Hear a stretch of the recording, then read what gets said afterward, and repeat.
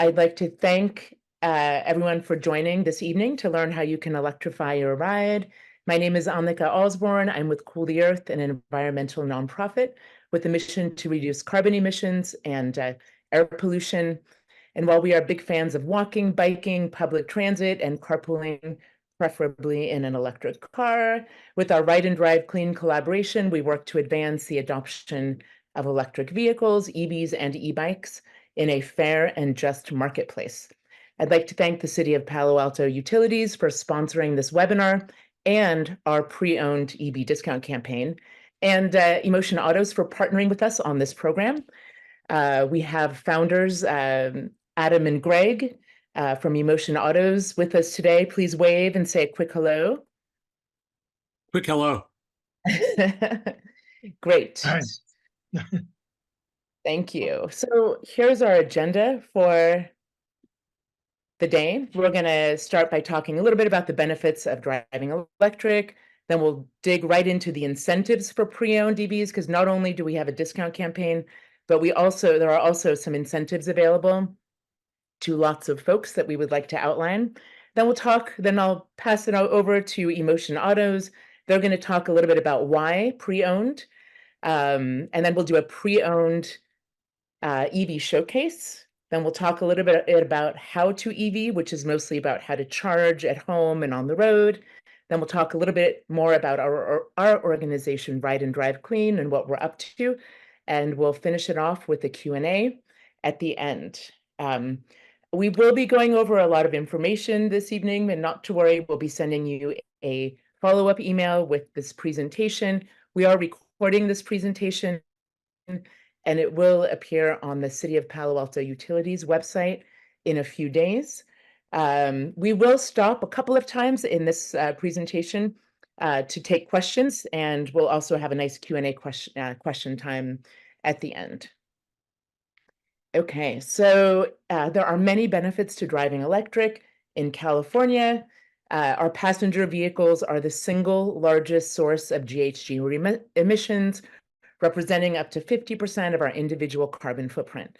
So when we switch from a gas car to an EV and plug into clean energy, like we can do here in the Bay Area, we are taking impactful climate action by reducing carbon emissions and air pollution, both which disproportionately impact our priority communities. And while driving electric is better for the planet, there's really no sacrifice when you go electric. EV drivers save time, money, and enjoy an improved driving experience.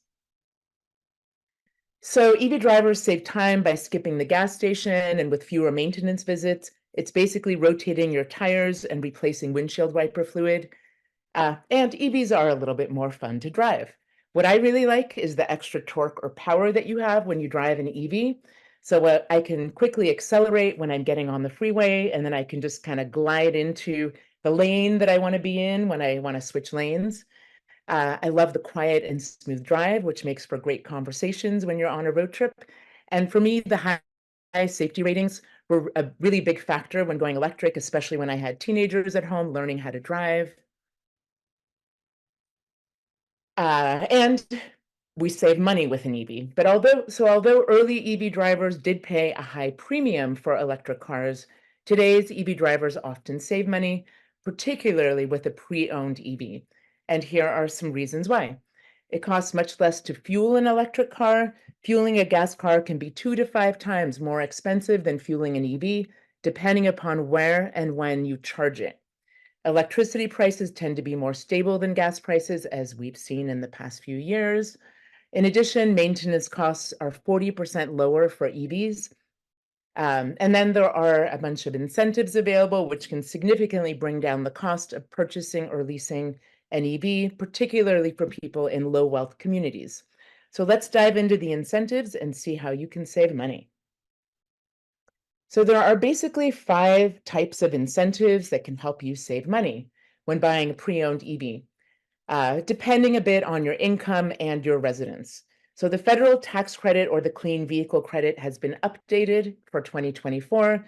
The good news is that starting in 2024, the rebate is now available the credit is now available as an upfront rebate.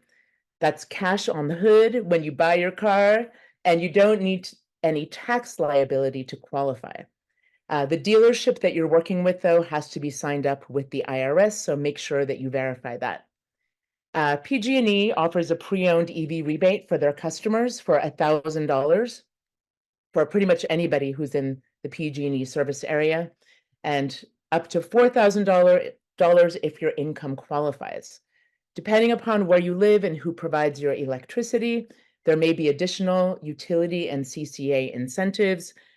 We are aware that MCE, PCE, and AMP have current pre-owned discount campaigns tied to your income as well, and CPAU may be offering a pre-owned EV rebate in the future. Clean Cars for All is a retire and replace program available for people who can retire their 2007 or older gas car and who fit under the income cap. And then there's the pre-owned EV discount campaign with Emotion Autos. We're really excited. This is the first time we've offered a pre-owned discount campaign. We've been doing discount campaigns for new cars for about 5 years now, and we're really excited to enter into this new space now with the Emotion Autos. This current discount campaign will go through May 2024. Oh yeah, I also wanted to note that the incentives may be stacked. So for some people, they may be able to qualify for $20,000 off of a pre-owned EV, depending upon where you live and your income. This is a great savings calculator that I recommend that you all use, just so that you know exactly which incentives you qualify for. So I'm going to do a little deeper dive into these incentives right now. And at the end of the incentives program, we'll do a little Q&A in case you have any questions. So the federal clean vehicle credit, the amount is 30% of the sale price up to $4,000. It is now a point of sale rebate at the dealership. So that can be used toward a down payment, which is really nice. That's new this year. Also new this year, there's no tax liability required. These are the income caps for the federal clean vehicle credit. And a couple of EV requirements here. Yeah, the car cannot be more than $25,000. It has to be at least 2 years old, and each vehicle can only use the credit once. So if somebody has already used the credit on that particular vehicle, it may not qualify. So that would be something definitely to check in on. You could check the VIN on that to make sure it has not received that tax credit. The dealer, again, as I mentioned, must be registered with the IRS. The owner can't be claimed as a dependent, and it is available only once every 3 years per person. But if you use the federal clean vehicle credit for a new EV, you can get as many as you want. You could apply that credit as many times as you want. So if you got a new car this year, a new EV, and got this credit, and you're purchasing a pre-owned EV, that's fine. You can use the credit for both. A little bit more on the PG&E rebate. So $1,000 pretty much for anyone in the PG&E service area. What I say is if you receive a bill from PG&E, you should be able to get that $1,000 credit. This is something you apply for within 180 days of taking delivery. Yeah, based on income, you may be able to get $4,000 rebate. The EVs must be registered to the applicant's PG&E residential address, but the applicant may receive the applicant's name does not have to be on the bill. So yeah, if that makes sense. Let's see.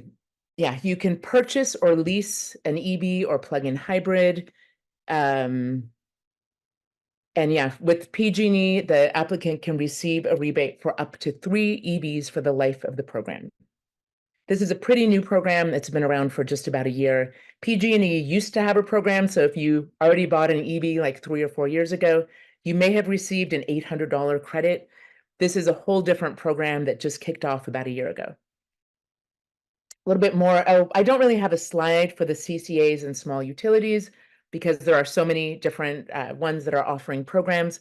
But if you use that savings calculator, you should find out which ones you qualify for based on your zip code.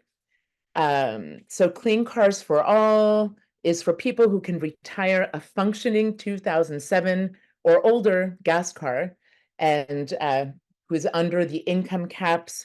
You can see these income caps right here. So if you are a single person filing taxes, your income has to be below 45,000. If it's two people filing taxes together, 61,000, and four people in the family, 93,000, and that goes up if there are more people in your household. And something to note about this program is you do have to apply in advance and receive the grant in your hand, bring it with you to the dealership or to a qualified dealership in order to be able to use that grant funding. And then there's the new pre-owned EV discount campaign that we're just launching here this month.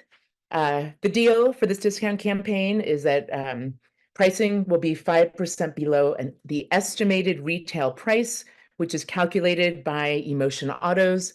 It's a little bit different than a new car because you have a solid MSRP for a new car. But they have a calculation that they use to make sure that, so they can measure this. There are potential savings with additional incentives. So Emotion Autos will help you navigate those incentives that I just went over to make sure you qualify for them. They are also offering a free 1 year or 12,000 mile service contract. And the certified EV will be delivered to your door if you live in the Bay Area. So this is a wonderful opportunity to get a pre-owned EV. And I just wanted to note that the way to get started, so Ride and Drive Clean is facilitating this discount campaign. So you will go to our website and fill out the form for the pre-owned discount campaign. Kevin, do you mind dropping that in the chat? Link to that form. So you'll kind of scroll down and fill out this form, hit submit, and then our database will talk to their database and they'll be able to reach out to you within 48 hours. So soon we're going to talk about the EVs, but with so many EVs and plug-in hybrids out there, there is an EV for every lifestyle and budget. Most fully electric EVs offer 200 to 300 miles of range, and some go even farther on one charge. That means that you can go from San Francisco to Tahoe with maybe a 15-minute charging break. With some of these EVs, you wouldn't have to stop at all. Or you could go from Walnut Creek to Sacramento and back without having to stop to charge at all. This is really great news. It makes driving so much easier. But before moving on to the vehicles, I wanted to talk a little bit about the batteries because these questions come up once in a while. So a lot of people are concerned about the batteries. So there are issues with batteries in terms of extracting rare earth minerals and the energy required to produce the batteries. But those issues pale in comparison to the extraction, transportation, and burning of fossil fuels. We really need to stop burning fossil fuels quickly. The good news about EV batteries is that besides some of the early Nissan Leafs, there's very little battery degradation, and the batteries will last for many miles.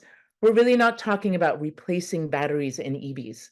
So when the battery goes below, say, 80% of its capacity, maybe after 8 to 10 years, it's not catastrophic. You can still drive your EV, it just means that your range is reduced. So for example, if I have an EV with a 300-mile range, maybe after 8 to 10 years, it has a 240-mile range or a 250-mile range. For my day-to-day driving, that makes no difference at all. I can still drive it as much as I want day to day, as long as I can, charge it up.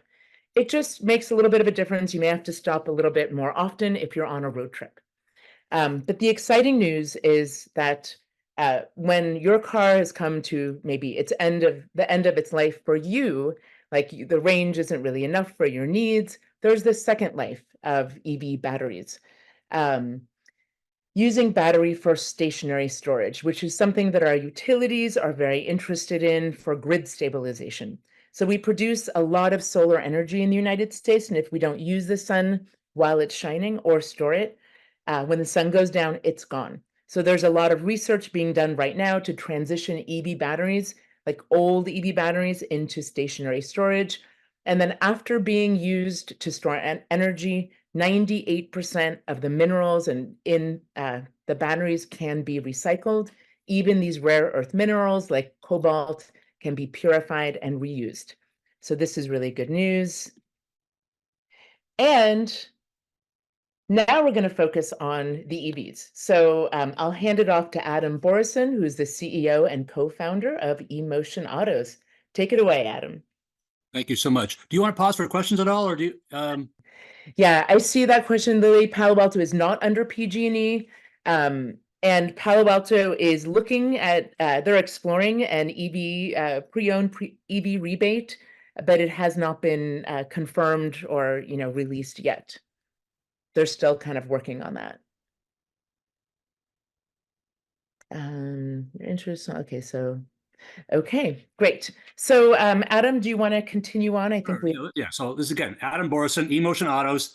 From some background, I have a long history in renewable energy and in electrification. Only been a used car dealer for a short time in my life, but I'm very, very passionate about the value to everyone of pre-owned electric cars. So hopefully that passion, that kind of excitement will become evidence-based, and you'll share that with me. So let me first start by saying why or why not get a used or certified pre-owned EV. I think the answer is you should do it, and here's some of the reasons. One is you can argue about what impact an individual has on the world, but if you buy a used car, a pre-owned car, in some sense, it certainly is good from a climate perspective, and maybe it one less car being made. Not quite clear that's true, but certainly as good, if not better, than having a new EV, right? You're going to be better for the planet.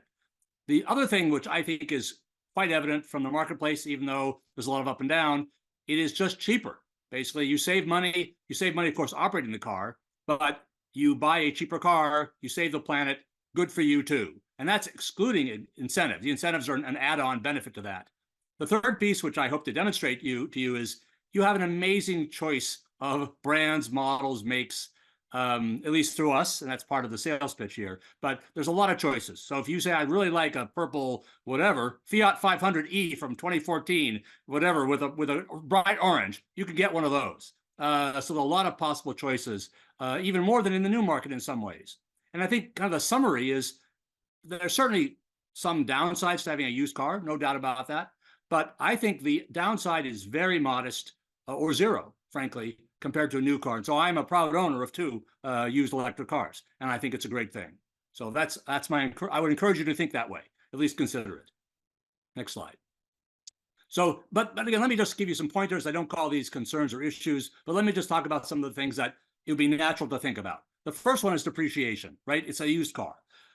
To my mind, that's a good thing, right? Someone else bought a new car. They got tired of it quickly, or maybe for a good reason. Maybe they just didn't understand what that car was all about. And now you can have that car. And all cars, including EVs, lose value substantially in a few years. So the advantage to you as a pre-owned buyer, you don't have to deal with that depreciation. And from that point on, if you're careful about understanding the battery, which we've talked about, you have a great asset, I think. So to me, that side is a positive, not a negative, for a used car, a pre-owned car. On the battery, we just talked about that for a little bit. My experience, and I don't want to generalize too much from that, but my experience is that the EV battery is not really a big issue. The health can be uncovered in a variety of ways. Onboard indicators, dashboard indicators, diagnostics, even remote services. You can get some sense of that. But more importantly, I think for the Bay Area, if you get a car that has been treated reasonably well in the Bay Area, it's not going to have big battery issues in our experience. Yes, there were Chevy Bullets. Yes, there were Nissan Leafs. But the average car you buy today, if you can watch how it was operated, and it was, let's say, driven in California, my experience, our experience is that they do not have dramatic battery issues. They do have degradation over time, but nothing serious. And then, by and large, they have a very serious, very significant warranty. So if there is some big problem with it, it drops below 70%, 60% of its capacity, you do have recourse. So I have not, to date, been dramatically concerned about the EV batteries of the cars that we provide. So just again, I hope you don't have a problem, but we have not had problems. Then the rest of the vehicle is quite an interesting issue. There's a lot of stuff you don't have to worry about, so you shouldn't. That's great, right? The engine, transmission, exhaust, none of that is a problem with an EV, and that's a big deal.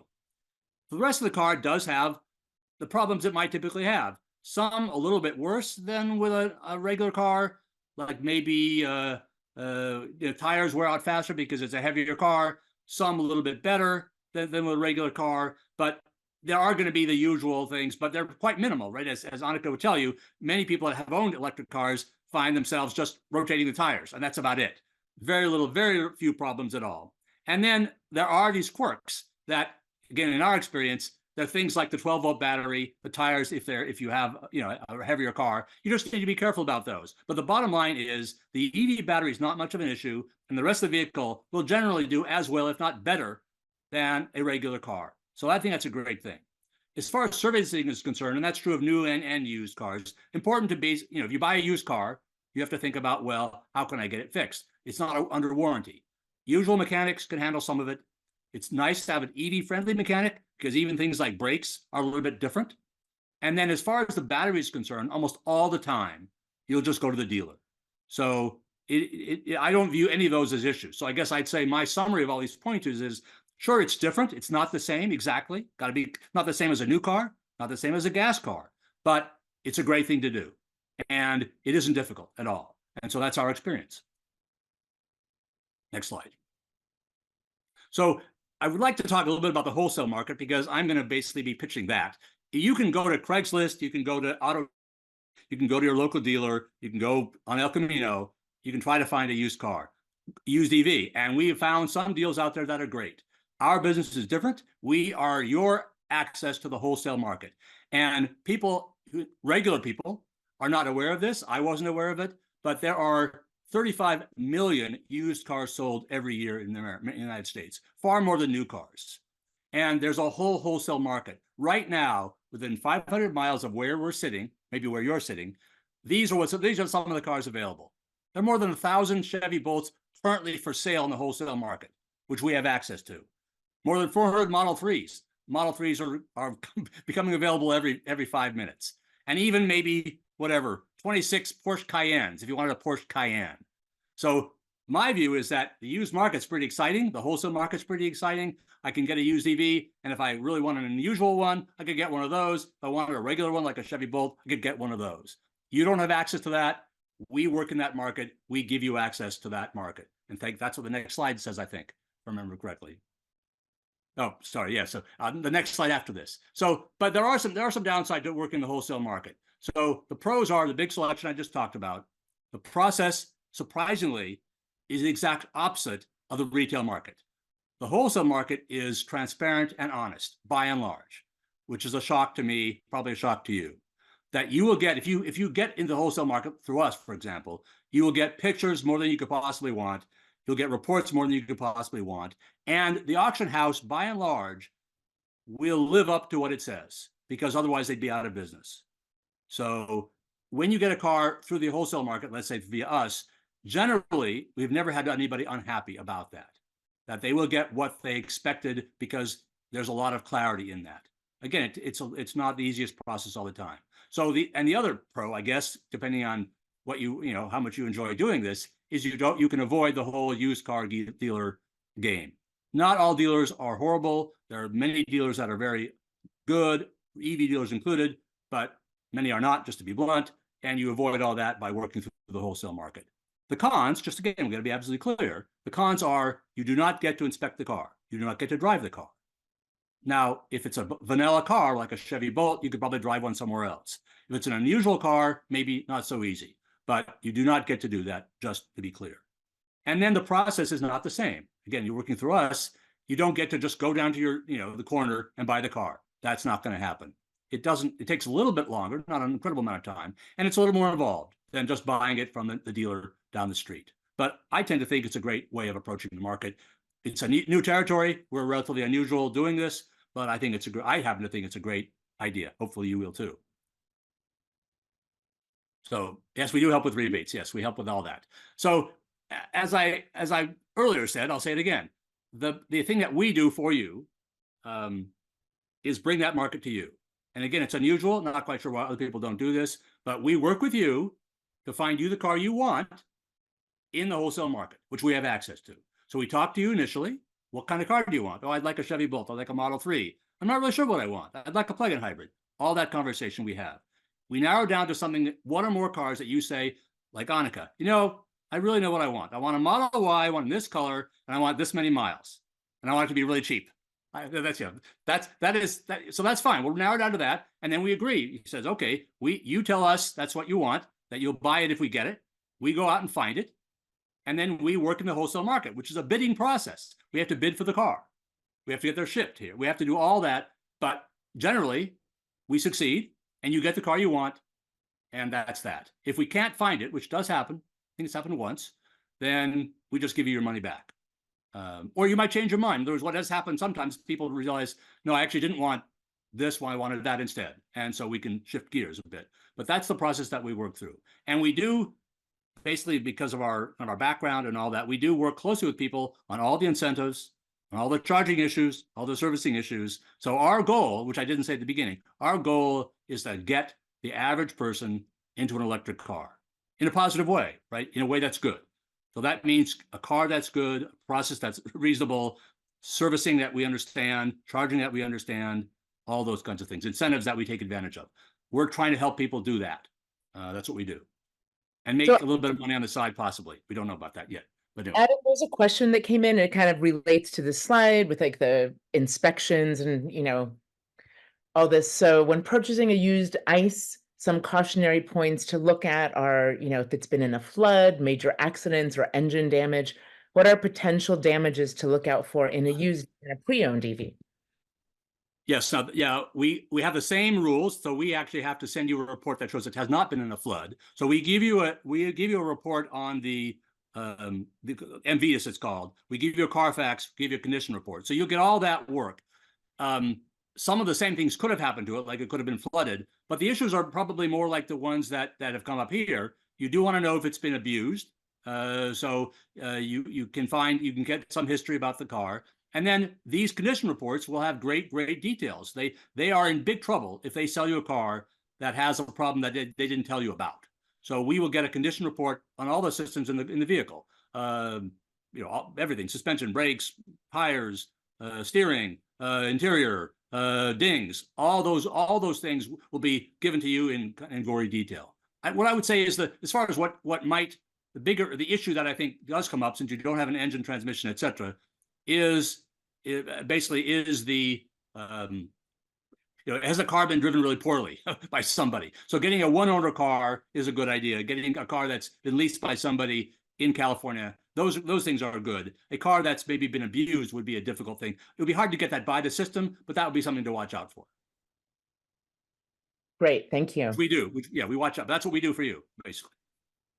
All right, here come the cars. So now some people get surprised at how little they cost. Some people get surprised at how much they cost. But it's very hard to give you a number, right? Because every car is different. They've been different conditions, different dings, different mileage, different years. But if you said, well, I'd like a car, I'd like it to be inexpensive, this is probably the first set of cars I'd show you. I'd say you can get a Chevy Bolt, a very reasonable Chevy Bolt for $15,000 pre-incentive. That's not going to be the greatest car on earth. It will probably have a new battery, a 2017 with a new battery. So it's not going to be an old battery, but it's not going to be a 2021 and 2022 for those slightly more. But you can get a almost new EUV for under $25K easily. So in that range, very, very nice cars there. The Tesla in the middle, it's amazing what's happened to Tesla. They're becoming the everyman's car, every person's car.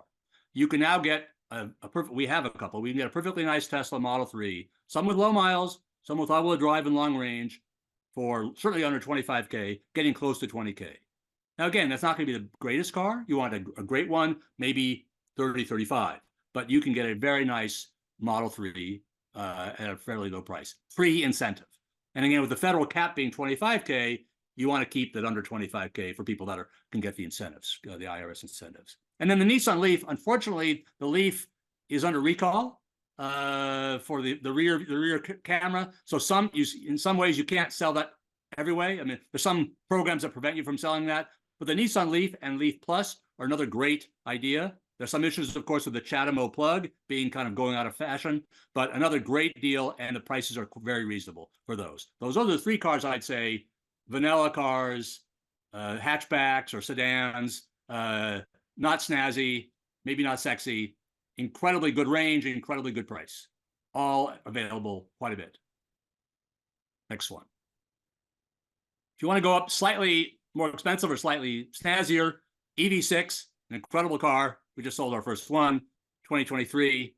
Again, you get them new, of course, but this one had 3,000 miles on it. So you can, for a good price, 25K and maybe one end, 35K, maybe higher, you can get a EV6, very modern car, vehicle to load, fast charging, long range, really nice car. That's available. Those are available. The Model Y, as Annika knows, those are available. Very popular car, a little more expensive than the 3 generally. And then the Mach-E, we have not sold any of those, but they're still available at a good price. There are many cars that are available at a good price, but those are 3. If I were saying I want a little bit more, maybe I don't care about the 25K limit, I would go for one of those. Those are all available quite a bit, generally. So then we talk about plug-in hybrids. I happen to own one. Like Annika, we have a Bolt. We drive that around. When we want to go to Los Angeles and we don't have a Tesla, we basically take our Kia Niro, plug-in hybrid. Goes 500 miles plus on gas. And it acts like a regular hybrid when you don't have electricity in it. So great car. That's on the left. I think it's a great car. There are other equivalents to that. But a plug-in hybrid, if you were a low-income person, let's say, in an apartment and had children and were worried about getting to the hospital, didn't really want to worry about range anxiety, I would get one of those. And that's what we've sold. Some of those you can keep below the cap. Plug-in hybrids are very popular these days, surprisingly, even more than electric cars. So these are a little bit more expensive, maybe 20K, but still under 25K by and large. Prius Prime, people love Toyotas. Many of you probably love Toyotas. They get an incredible premium, but you can still get a plug-in Prius Prime under 25K. And again, more. But those are quite good. And then the Clarity, I find great car. People love it. Massive electric range, a traditional sedan. Not very popular to have a sedan, so those are quite inexpensive. Those are all, if you want a plug-in hybrid, one car that does both, those are all great choices. Next slide. I'll bore you to death with everything I know about cars. A little bit higher end in the sense that these are other cars that are plug-in hybrids. Now we're outside that kind of the low end range. The Ford Escape, we haven't done too many Fords, but that's definitely available. The RAV4 Prime, many people call that their go-to car. That's what I want. They are pricier. They're Toyotas. They're bigger, but those are available. There are quite a few available. And then more exotic ones, a little bit more exotic, the Volvo Recharge, that's available as well. So if you want to go in plug-ins, you can. There are a little bit higher end. There are several choices like that. Again, all these are, they're not maybe the most popular cars, but there are 10, 20, 30, 40 of those available at any one time in the wholesale market. And then lastly, let's talk about some cars, some more unusual ones. People keep asking me, it's fair to ask, minivan. I'd like a minivan. The only true minivan that I'm aware of is a Pacifica Chrysler. It's a minivan. It gets rather mediocre reviews for reliability. Not sure to encourage it, but that is a minivan. That's a hybrid, plug-in hybrid. And then the two trucks, the Ford Lightning and the Rivian, those are both actually out there. Some of them are quite new. I guess people buy them and then decide they don't want them. They're not lemons or anything like that. And those you can get at quite a discount on the market if you want a truck. But those are, we have not bought any so far, but those are actually available. So again, I guess I'm hoping I gave you the impression there are lots of them out there. We didn't know that 2 years ago. Now you know that. If you don't necessarily want to just buy the car from a dealer down the street and you want to buy it in the wholesale market, that can be done. And that's what we do by and large. So I think that's pretty much it for me. That's a quick summary of the used car business, the wholesale market, and getting access to it. All right. Before we move on to the next section, does anybody have any questions at all? Are your prices that you just showed including incentives, or are they before the incentives? No incentives. These are prices pre-tax and government fees. So those you have to add on 10% typically, depends on, let's say 10% for taxes and government fees. We don't charge any fees on top of that, but those are 10%, and these are pre-incentives. So we have, I mean, just to be blunt, we have sold cars to people, they got $2,000 after they bought the car in cash. So, so because of the incentive. So it is incredible, but sometimes the incentives actually are even bigger than the price of the car. I don't want to encourage that too much. That's atypical. But a typical, as Annika was saying, a typical moderate income person who bought a under $25,000 car could easily get $6,000, $8,000, $10,000 off these prices. Not well, some of those prices. All right, I'm just trying to see if there's anything else in the chat. I think we're pretty good here. Okay, so again, I wanted to emphasize, if you would like to get started and start working with Adam and his partner, Greg, you'll need to go to our website, our pre-owned website, and hit the hit this button and fill out the form. I saw one question about EVs and plug-in hybrids and the incentives. The incentives this is a really good question. With some minor differences, the incentives are good for both plug-in hybrids and battery electric vehicles. There are modest, very modest differences in some cases. They are generally not applicable for regular hybrids. So we concentrate only on vehicles that you can plug in, and those are the ones that get the incentives. But by and large, they're very, very similar incentives. Hey, Adam, just to be sure, the $25,000 limit to qualify for this incentive, that isn't 25 out the door, including taxes and all that. That's the price that the dealer asks. No, so it's $25,000 to the dealer, but you got to be clear. You cannot play games. You can't say, well, I'm separately going to charge you for this. I'm separately going to charge you for the transportation. I think you probably go to jail for that or something similar. Yeah. You have to basically, whatever the dealer gets, that's what counts. If you can qualify for the low income credit or rebate, does that void or make it impossible to get the federal tax credit? No. They just to be anecdotal, they want you to have the money. These are all stackable. So you can get the IRS program, the PG&E program, the PCE program, and the Clean Cars for All program all together. Even if they want you to do that. Even if you don't have enough money to claim the tax credit. It is almost unbelievable, but that is true. It is not a traditional tax as of 2024. It is not a traditional tax credit. I actually have read the clause that says this about 14 times, but it is a true statement that the only thing that you have to stipulate really is that you qualify based on income. You do not have to have a tax liability for this purpose. Thank you. However, what I have heard is that I don't know if you already covered this, if you claim the rebate up front, and then when it comes time to do your taxes, if you actually make more money than those income caps, then you'll have to pay for it back then. You will have to pay for it. No, yes, that's absolutely true. You have to, as I said, you stipulate when we do an IRS transaction, you and I, plus customer and dealer, we submit jointly a form that goes to everybody in the IRS, and that becomes part of your tax record. And so, they certainly, when you file your taxes, they can say, oh, well, that's not true anymore, something like that. But that so far that hasn't happened, but that's the process. Right. Okay. Moving right along. So we're going to be at this next part of our presentation here, How to EV, where we'll be talking a lot about charging and a few other things.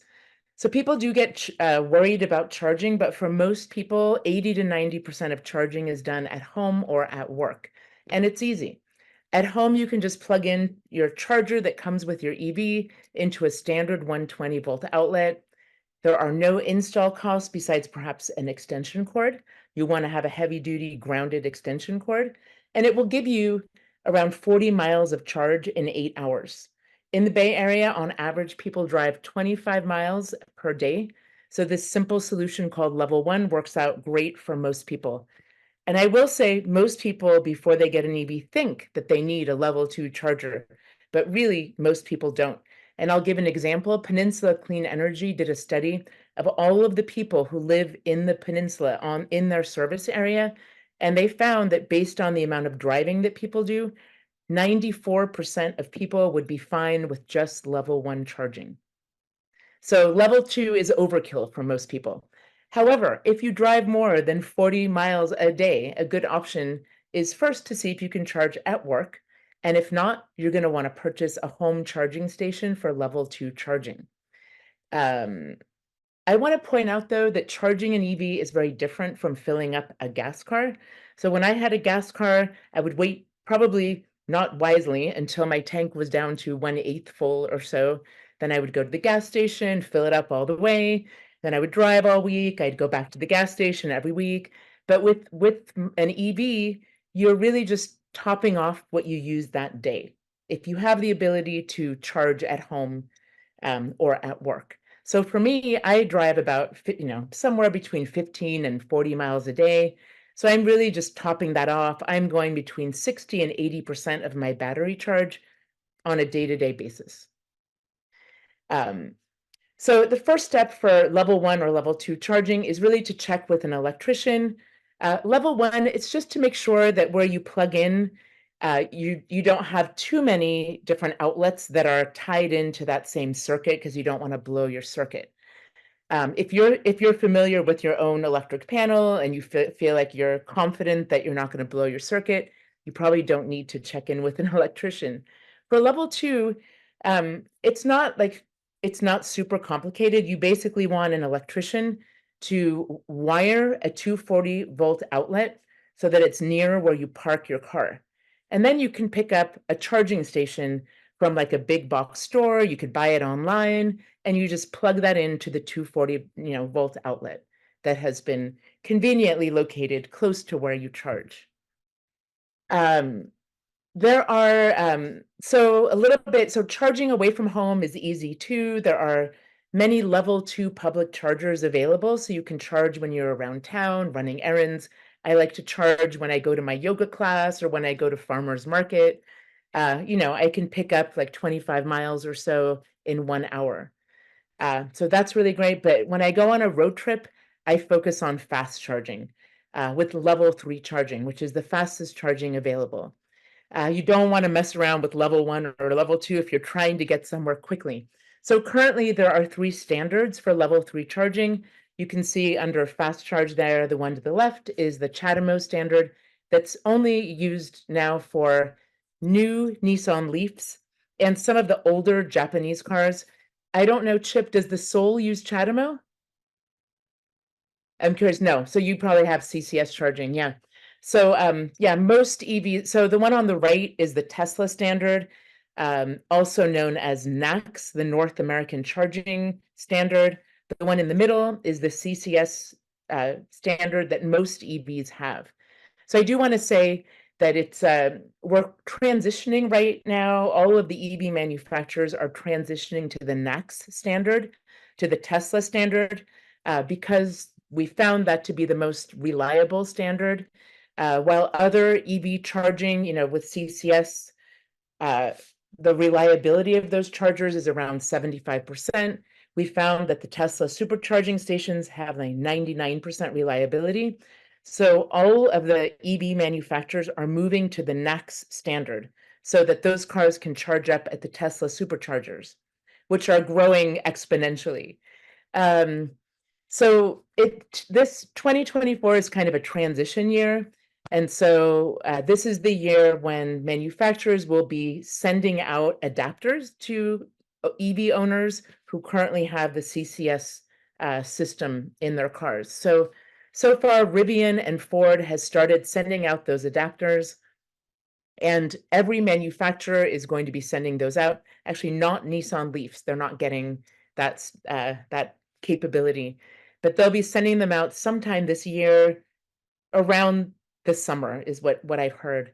Starting for the 2025 models, all EVs are going to have the NACS standard in the port, so you don't need an adapter. You can just go straight to a Tesla supercharger or to any other charging system and plug in. So this is really good news. If you're an EV driver, you'll be able to access reliable charging. I also wanted to mention that the speed of charging with level 3, you can go from about 10 to 80% of a charge when you're on the road in 30 minutes or less. In a few EVs, it's even 20 minutes or less. So when you're on a road trip, it's not a really long waiting time. It's typically enough time to stop and use the restroom, grab something to drink, come back, and keep on going.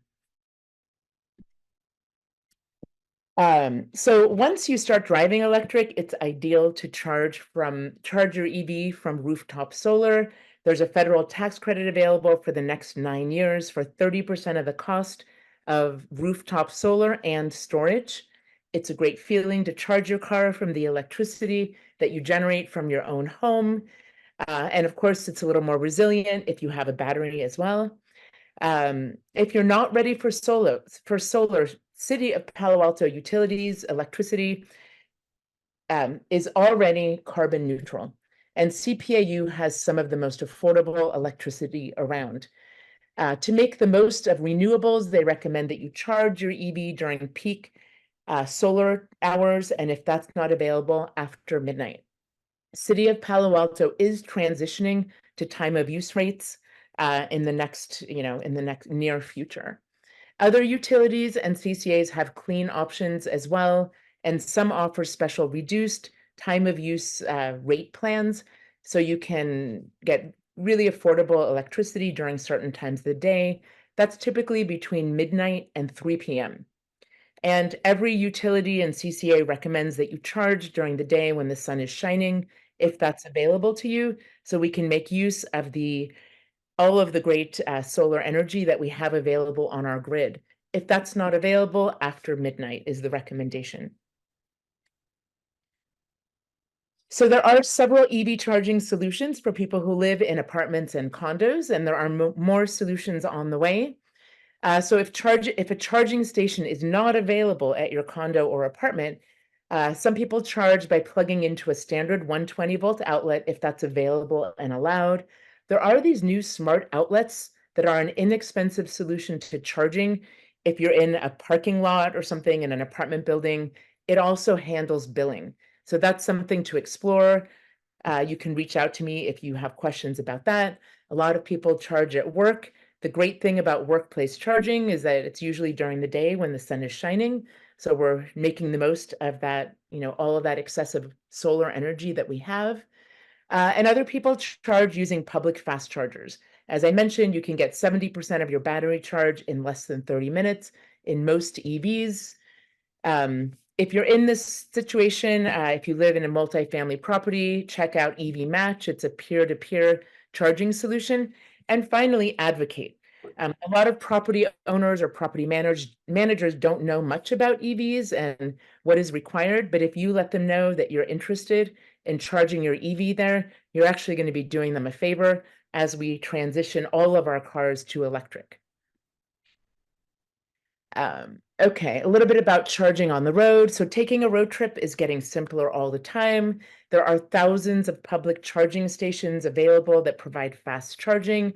And using apps like PlugShare and a better route planner, it's easy to plan a trip in advance and find chargers along the way. These are the most common charging networks that are out there now: Electrify America, EVgo, Tesla, and ChargePoint. They all offer, card or app-based solutions, making it easy to tap, charge, and go. With public charging, though, we do recommend that you practice a few times locally and that before you take your first road trip. It's not that it's that complicated, but you just want to get used to how it works and make sure that you are, really signed up for these charging networks, which means you've added your payment source there. And it's just good to practice a couple times. You don't want to be in the middle of the desert or trying to charge your car, when you're trying to get to your destination. I will also say that when you're on a road trip, many hotels offer level 2 charging. And if you like to stay in Verbos or Airbnbs, like I do, I typically reach out before I head out on a road trip and let them know that I drive electric and ask if it's possible to charge when I'm there. And every single time they've said yes, no problem. So one time they even offered an extension cord for me so I could actually reach their outlet. So that's kind of good to know. A little bit more about Ride and Drive Clean. We are really here to help you go electric wherever you are in your journey to driving electric. We offer these special EV and e-bike discount campaigns like the one that we have going on right now. We put on EV and e-bike shows. We just finished a couple in the last week. We have a couple in May coming up in Oakland and one in Fairfax. We do EV webinars more than just this one. We do them for people. Well, we do a variety of EV webinars. Just check our events page. We also have an online EV buying and driving guide on our website. So I'd like to thank you all for attending this program this evening, wherever you are in your journey to an EV. I hope it was helpful. And thank you to City of Palo Alto Utilities for sponsoring this webinar. And another thank you to eMotion Autos for partnering with us.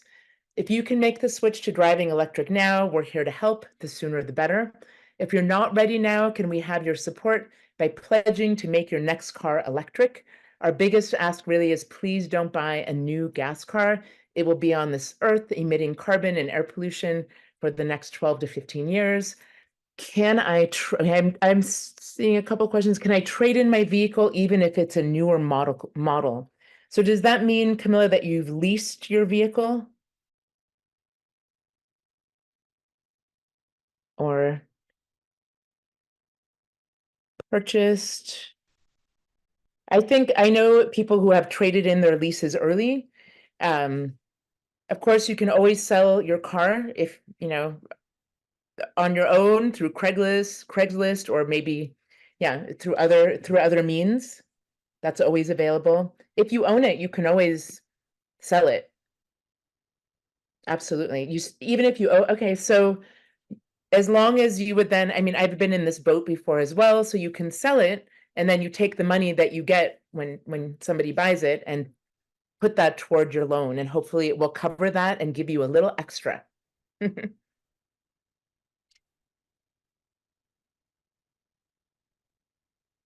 Oh, Clean Cars for All. Clean Cars for All has to be 2007 or older. Yeah. They're trying to, it's run really by the Air District, so they're trying to reduce emissions quickly. Yeah.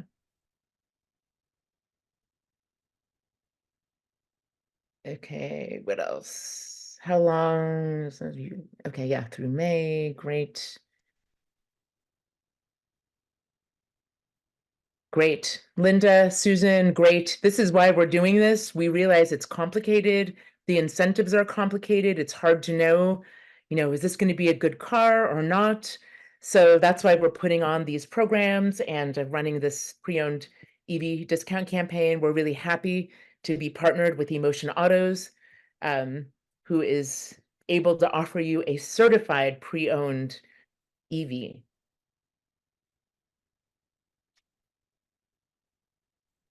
Good.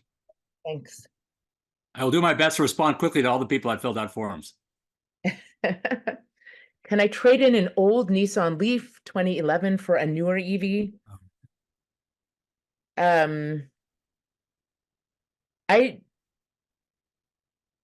I think you might be best off selling that, Renee, on your own. And then with whatever money you get from that, putting it as a down payment towards a new Nissan Leaf. You could go check with the Nissan dealer to see what they would do for you. But my experience with typical dealers is that they might not get you the best deals. But there might be somebody, like, what is your range on that 2011? 40 plus? Yeah. So, as I mentioned, I have a friend who has an a Nissan Leaf that's 40 miles or so, and she uses it for her round the town driving, and she loves it. So it won't have like the end of life so quickly, because those Nissan Leafs probably started with around 100 miles of range too. So, yeah. Okay, let me send you to the right link for Clean Cars for All real quickly here.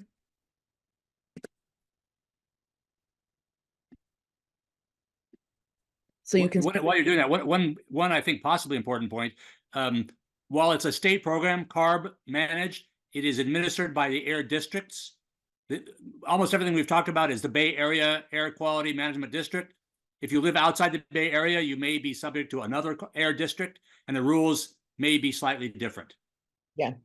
So Golda, I did put the link here. If you live in the Bay Area, everybody in the Bay Area is eligible if they have a 2007 car that's functioning and your income is below those caps that I mentioned earlier.